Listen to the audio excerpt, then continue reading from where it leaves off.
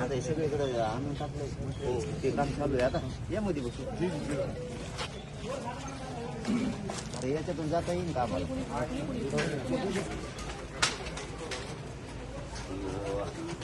यार सुट्टी आणणार आपण बघू शकतो की मनोज जरांगे पाटील आरक्षणाच्या आंदोलनासाठी या ठिकाणी असं म्हणलं जातं. नाही, मला वाटतं असं नाही. असं कार्यकर्ते लाखो असतात, त्याच्यामधला एखाद्या माणसांनी केलं असेल तर त्यालाही शिंदे साहेब जबाब विचारतील.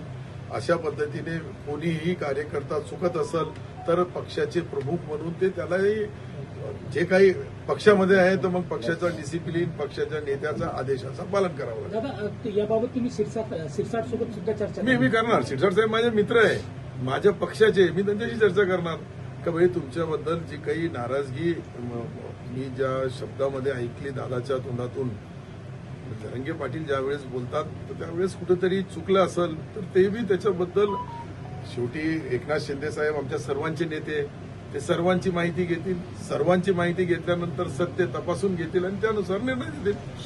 दादाच्या तब्येतीनुसार दादावर ती वेळ सरकारने बी आणून आणि दादांनीही काही 2 पावलं पाठीमागं, सरकारने 2 पावलं पाठीमागं राहून ओबीसी बांधवांनी 2 पावलं, अशा तिघांचा समन्वय करून हे निर्णय व्हायला पाहिजे. हे निर्णय काही फक्त एक जातीचा, एक धर्माचा नाही. त्यांनी ज्यावेळेस बोलताना आदिवासीपासून, ओबीसी पासून, एनटी पासून, मुस्लिम सर्व धर्म जातीचा उल्लेख दादांनी तुमच्या सर्वांच्या समोर केला. मराठा समाजाची त्यांची जी प्रमुख मागणी आहे का गॅझेटनुसार जे लाखो तुम्हीच शोधून काढलेले ज्या काही नोंदी आहे त्यानुसार त्यांच्या रक्ताच्या नात्याच्या लोकांना द्यावं अशी त्यांची मागणी आहे. सरकारने याच्याबद्दल 1 वर्षापूर्वी सन्माननीय देवेंद्रजींनीच हा निर्णय काढला. त्यावेळेस एकनाथ शिंदे साहेब उपमुख्यमंत्री होते, दादा होते. आज दादा आपल्यामध्ये नाहीये, परंतु त्या तिघांनीही त्यावेळेस जे दादांनी जी मागणी केली त्या मागणीप्रमाणेच निर्णय घेतला. लाखो विद्यार्थ्याचा प्रश्न आहे, हजारो नोकरीवर लागलेल्या लोकांचा प्रश्न आहे, अजून लाखो लोकांना पुढच्या भविष्यामध्ये शिक्षणापासून तर नोकरीपासून तो प्रश्न दादाच्या मनामध्ये सर्व माहिती. शेवटी सरकारकडे एक माहिती असते तर दुसरी माहिती दादाकडेही असते. दादाचा नेटवर्क, दादाचा संपर्क, दादाचा संबंध, दादाचे जे प्रायव्हेट धूत आहे ते बी काही कमी नाहीये. मी प्रायव्हेट यासाठी सांगू लागलो की सरकार नाहीये, परंतु सरकारमधल्या सर्व गोष्टी त्यांच्याकडे मानणारे, माहिती देणारे काही त्यांचे हितचिंतक पण आहे. त्यानुसार ते जे निर्णय घेऊ लागले ते त्यांचा फायदा तो काही नाही दादाचा. फक्त समाजाच्या बद्दल ज्यावेळेस दादा बोलतात त्यावेळेस त्याला मला वाटतं सरकार निश्चित 2-4 दिवसामध्ये, 8 दिवसामध्ये, याचा अजून 8 दिवस बाकी आहे. 29ला शेवटी त्यांचा जी डेडलाईन आहे ती दाखवलेली आंदोलनाची तयारी मी पाहू लागलो. इतक्या मोठ्या प्रमाणावर सर्व तयाऱ्या सुरू आहे.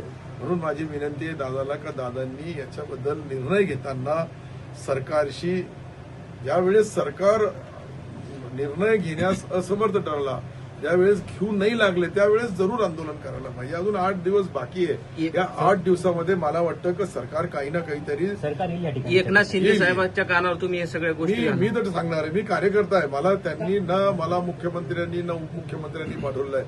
मी सोमोटू दादाचा एक दोस्त, दादाचा एक कार्यकर्ता म्हणून या ठिकाणी आलेलो आहे. मी या ठिकाणी जो आलो त्यांना स्पष्ट शब्दामध्ये तेही सांगितलं.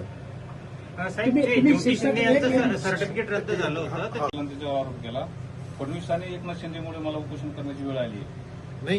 हे पहा, कधी कधी माहिती दोघेही सन्माननीय मुख्यमंत्री देवेंद्रजी असतील, उपमुख्यमंत्री एकनाथ शिंदे साहेब असतील, या दोघेही दादांच्या बाबतीत त्यांना दादाचा स्वभाव माहीत आहे, दादाची कार्यपद्धत माहीत आहे.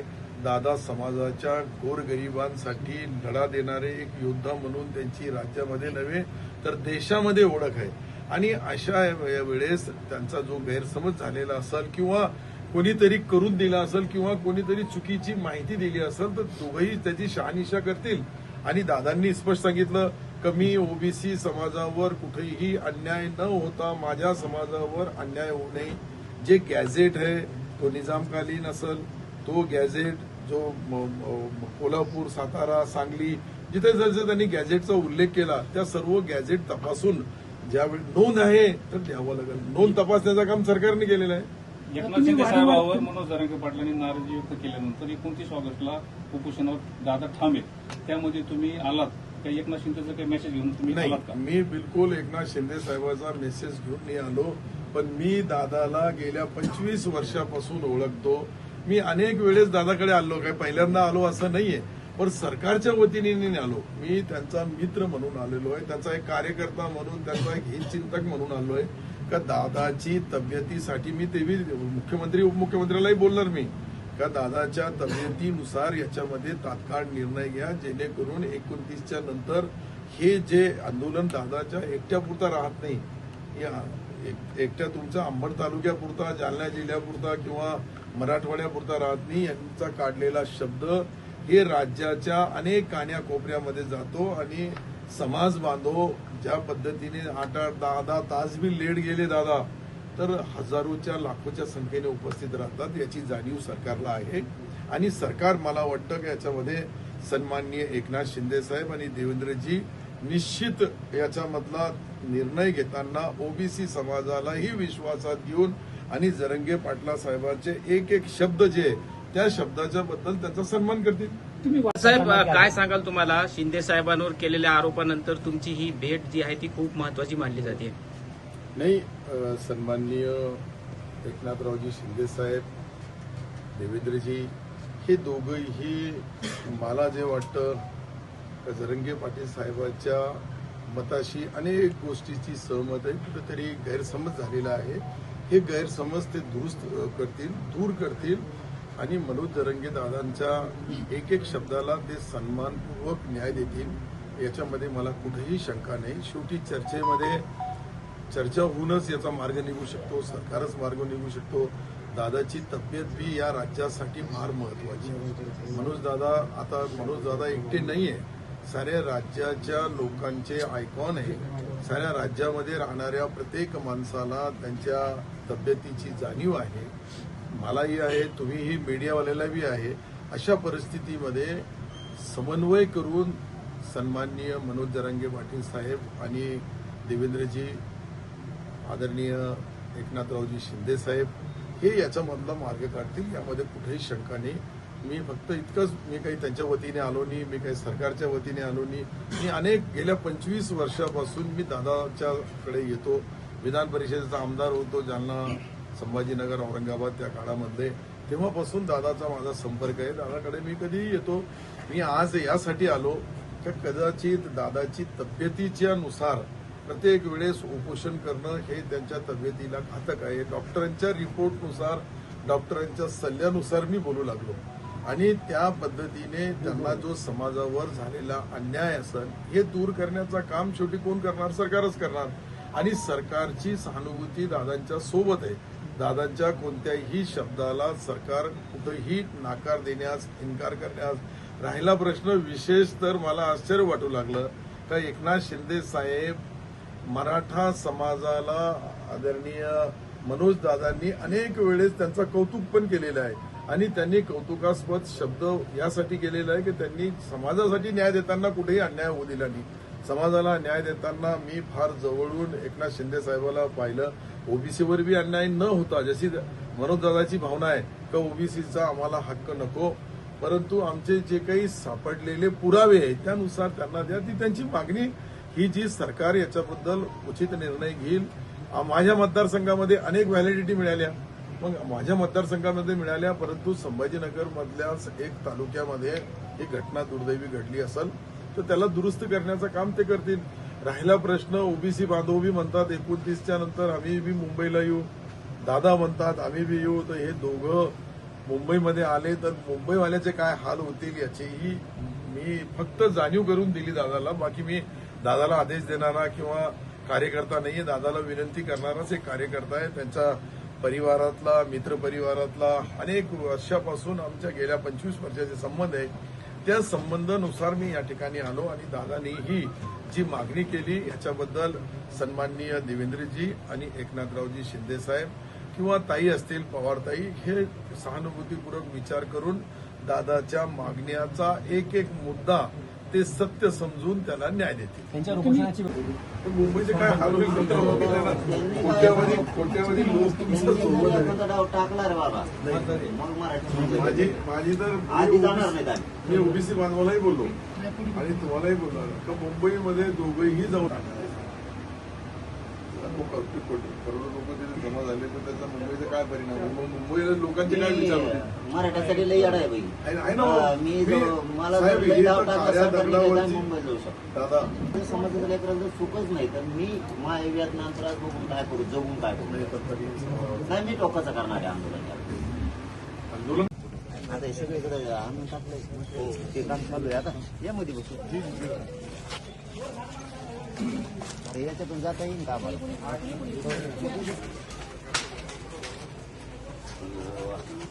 यार सुट्टी आणणार आहे. आपण बघू शकतो की मनोज जरांगे पाटील मराठा आरक्षणाच्या आंदोलनासाठी या ठिकाणी कार्ड भाऊ करते, जसं उदय सामंत साहेब करते, विखे पाटील करते. आता ते करतायत. आता त्यांना का दोष द्यायचा? जे करतोय त्याला दोष नाही द्यायचा. आणि जे समाजाच्या हितानं समाजाच्या बाजूने येतोय, गोरगरिबांच्या लेकरांचे दुःख जाणून घेण्यासाठी येतो, त्याला दोषाच्या पिंजऱ्यात का उभा करायचा? त्यांनी असं पण म्हटलेलं आहे की मुंबईत येऊ नका. दोन ओबीसी आणि मराठा समाज तिथे जरी एकत्र आले तर त्यामुळे मुंबईची फजिती होऊ शकते, संघर्ष निर्माण होऊ हे शकतो. बघा, आम्ही आमची जबाबदारी पार पाडतो. आम्ही आमच्या संस्कारापासून लांब जात नाही.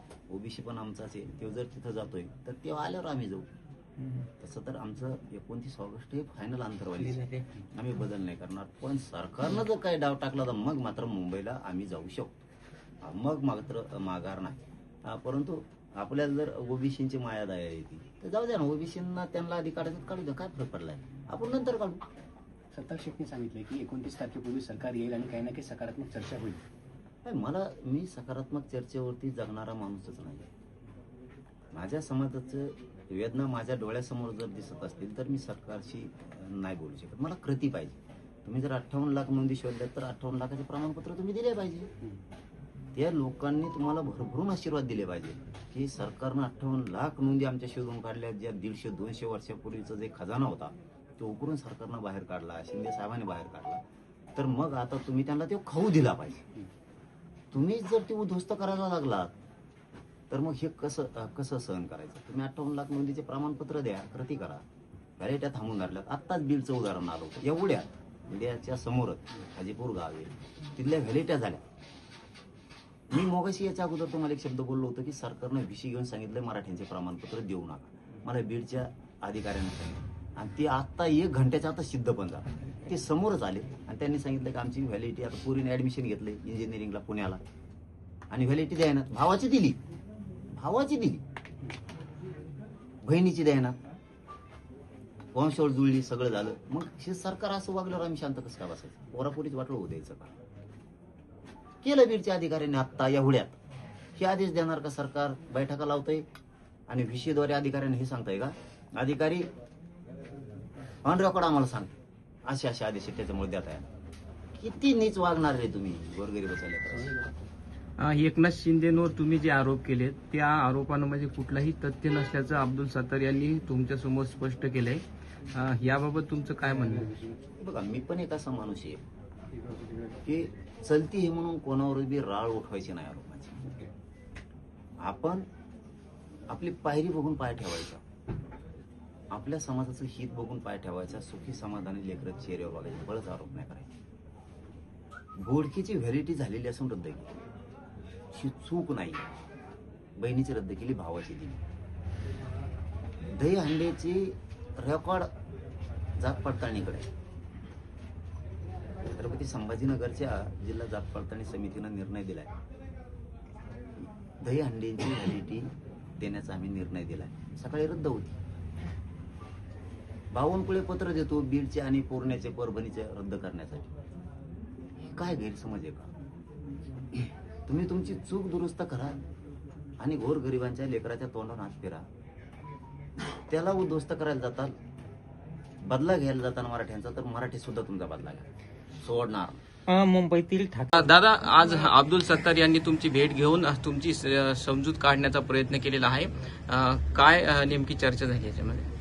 नाही, ते हमेशाच येत आहेत. त्यामुळे त्यामुळे त्यांना दोष देण्यात काही अर्थ पण नाही. त्यांना किंवा सरकारनं पाठवलंय असं पण नाही. पण जे साधक बाधक चर्चा असते, मग आता बोलायला बसल्याच्या नंतर आरक्षणावरती चर्चा झाली.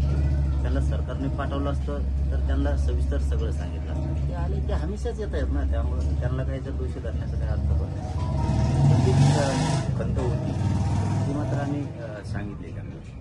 ते सरकारनं जाणून बुजून शिंदे साहेबाचं सांगण्यावरून त्या शिरसाटने मराठ्यांचे प्रमाणपत्र दिले आणि फडणवीसांच्या सांगण्यावरून त्या बावनकुळेंना केले. आणि हे सत्य आहे, हे नाकारण्याचं कारण नाही. उभ्या महाराष्ट्रानं ते बघितलंय, महाराष्ट्रातल्या घराघरातल्या मराठ्यांनी बघितलंय की त्यांच्या पोरांवरती अन्याय होतो. आमचं एवढं स्वप्न होतं की शिंदे साहेबाकडून हे व्हायला नको होतं, कारण त्यांना खूप जीव लावलेला आहे समाजानं आणि त्यांच्याकडून ही अपेक्षा पण नाही. त्यांनी ही गोरगरिबांच्या लेकरांचा तळतळाट कधी घ्यायला पण नाही पाहिजे. मला एखाद्याचा आशीर्वाद नाही घेता आला तर घेऊ नका, पण गोरगरिबांच्या कष्टाचं चीज झालं पाहिजे. तुम्ही ज्यावेळेस राज्यावरती राज्य करता, फडणवीस आणि शिंदे दोघं पण, तर त्यावेळेस तुमची जबाबदारी असते. एखाद्याची भावना, एखाद्याची वेदना जर गोरगरिबांची असेल तर त्याच्या तोंडावरून पाठवून हात फिरण्याची जबाबदारी तुमच्या खांद्यावरती या राज्यातल्या जनतेने दिलेली. तुम्ही ते पाठवून हात फिरायचं सोडून, तुम्ही तोंडावरून हात फिरायचं सोडून, त्याचं दुःख जाण्याचं सोडून तुम्ही आयुष्यच उद्ध्वस्त करायला लागलात. ही कुठंतरी जिव्हारी घाव लागलाय आणि ही मात्र आता ते दुरुस्त केल्याशिवाय भरून निघतच नाही. कारण शेवटी समाज आहे आणि समाज जागा आहे आणि समाजानेच तुम्हाला राजगादीवर बसवलेले आहे. समाजापुढे तुम्ही कितीही ताकदवर असलात तरी नाही टिकत. असे देशात राज्यात खूप उदाहरण आहेत. मला वाटतं हे फडणवीसने आणि शिंदेने अन्याय करायला नको होता आणि गोरगरिबांचा तळतळाट घ्यायला नको होता. सत्ता रद्द करण्यात आलेला आहे. नाही, हे राजकीय सगळे डावपेच आहे. मला त्याच्यात पडायचंच नाही. तुम्ही हे 4 रद्द केले, मी याच्यावरच बोलतो. हे होत राहणार आहे, हे करतच राहणार आहेत. असं त्याच्यावर गरीबावर अन्याय होणार आहे. तुम्ही उभं उभाच राहू नका ना कोणी घेतो त्याच्याकडे व्हॅल्यू तेच राहा. कशाला उभा राहता रे? गरिबांचं वाटोळं करता उभं मराठ्यांचं. मी हे 4 प्रमाणपत्र जे खरं आहे ते मला माहित नाही. तुम्ही काय मुंबईचं सांगितलं ते मला माहित नाही. जे माहित नाही त्याच्यावर बोलणार नाही. मी माहिती झाल्यावर बोललंच, मग त्याच्यावर मी बोलणार. पण 4ची पूर्ण माहिती घेतली. हे सगळे खरे शिंदे समितीने शोधलेले रेकॉर्ड आहे आणि हे रद्द करण्याचा तुम्हाला अधिकार आता. आता हसल्याला सांगितलं मला काय हसलं. तुमच्या आंदोलनावरती भुजबळांना एक प्रश्न विचारण्यात आला की 29 ऑगस्ट पासून जरांगे पाटलांचं आंदोलन सुरू होते, त्यावर त्यांचे मिश्किल हसू बघायला मिळाले. हे सांगितलं मग तुम्हाला मी. ती बावनकुळेवर हसू दे आता, कशी मजा आहे. त्याला विचारतो कसं आहे, मला पुढच्या तोफाला घालतात म्हणतो देऊ. आता होय पुढं, आता ते बावनकुळेवर हसतोय देऊ, कशी मजा आहे. कारण ते भोगून झालेलं आहे त्याचं. आता ते का मराठीचं आता वाटत जात नाही, त्याचं भोगून झालेलं आहे. आणि ते राहिलेल्या वयात मराठीच्या वाटं पण जाऊ नये. मस्त आपलं मंत्रिपद घ्यावं, बसावं तिकडं पठाणाला. काय चाललंय गिरीश महाजन भाऊचं ते बघावं. आपलं मस्त तिकडे ध्यान ठेवा, खड्डा कुठं पडलंय, काय पडलंय, टोमणं टामणं हाणायचं, मस्त चलून द्यायचं राजकारण. इकडं नादी लागला उधाडाच पडत, इकडं नादी नाही लागायचं. पुन्हा राजकीय करिअर सुद्धा खलास. तुकडं तिकडे चलून दे. आम्ही बोललो काही बघा, मी नियतीनं खरं सांगतो, मी अजून मराठ्यांचं रक्त खेळतोय माझ्या अंगात. मी एवढा इमानदार आहे, मी बळच आरोप नाही करीत कधीच. याच्यात बावनकुळेने शिरसाटणी चूक केली, त्यांनीच केली म्हणतोय मी. याच्यात चूक छगन भुजबळने केली म्हणलो का? बळच आरोप नाही करत मी. याच्यात धन्याने चूक केली म्हणतो का? आपण बळच आरोप नाही करत. जे सत्य आहे तेच मान. मग तर मला आरोप करायचे असते तर मी त्यांची बी नावं घेतली असते. याच्यात त्यांनी याच्यात काही केलंच नाही, त्यांना कशामुळे दोष द्यायचा? त्यामुळे तुमचं मजेत चाललंय, चलू दे मानव गपची पडती वळवळ करू नको मायामध्ये.